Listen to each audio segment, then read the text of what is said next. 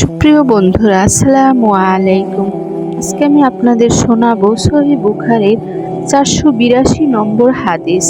হযরত নাফি রাদিয়াল্লাহু হতে বর্ণিত, হযরত আব্দুল্লাহ ইবনে ওমর রাদিয়াল্লাহু যখন খানায় কাবায় প্রবেশ করতেন তখন খানায় কাবার দরজা পেছনে রেখে ভেতরের সোজা সম্মুখের দিকে চলে যেতেন।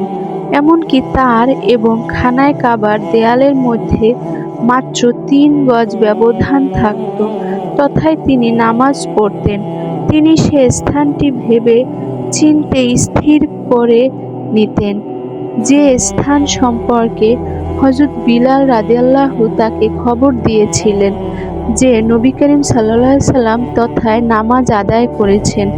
আর বায়তুল্লাহর যে কোনো স্থানে নামাজ আদায় করার ব্যাপারে আমাদের কোনো অসুবিধা ছিল না, বরং আমরা যে কোনো স্থানেই নামাজ আদায় করতাম।